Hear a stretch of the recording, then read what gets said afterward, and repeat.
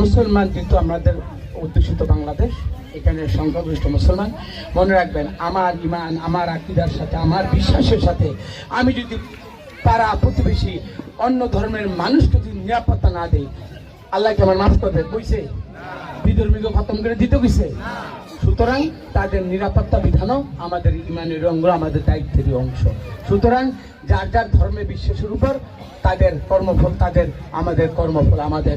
কিন্তু নিরাপত্তা, ভালোবাসা, মমত্ববোধ এবং অংশীজন হিসাবে সবাইকে এক এবং অভিন্ন রেখে সবাইকে সেবা করার মধ্যে দিয়ে পাড়া প্রতিবেশী হিসাবে সবাইকে, আমি আপনাকে নিরাপত্তা আল্লাহ দিবে, কিন্তু তারপরও একটা সংখ্যায় যেহেতু তারা একটু কম, কখনই যেন আমার আচরণে, আমার কথাবার্তায় তারা যেন নিজেদেরকে অনিরাপদ মনে না করে। আর আপনি তো জানেন, যাদের কর্ম চিন্তায় প্রতিবেশী নিরাপদ না, তাকে আল্লাহ তাআলা কি করবে না? ক্ষমা করবে না। সুতরাং এত ইবাদত করেন, এত আল্লাহকে মানি, সুতরাং আমার ক্ষুদ্র ক্ষুদ্র আমলের গুণে, বদ আমলের গুণে আমার জন্য পরিবেশটা নষ্ট না হয়, আমার জন্য সমাজটার মধ্যে যেন কোনো অশান্তি সৃষ্টি না হয়, আমি আপনার এই আরাধার উপর থাকবো।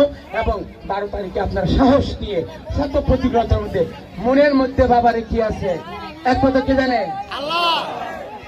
আল্লাহ জানে। ভালো কিছুর জন্য একটু সাহস নিয়ে একটু আগাইতে হয়।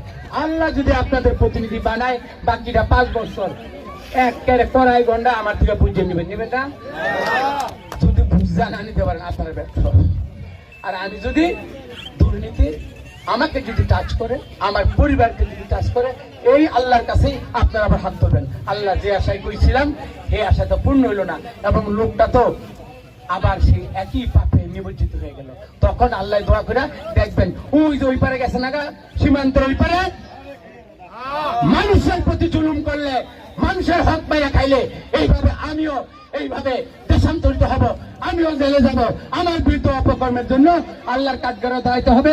দুনিয়া তো আল্লাহ আমার কেউ মাফ করবে না। আল্লাহ হাফেজ।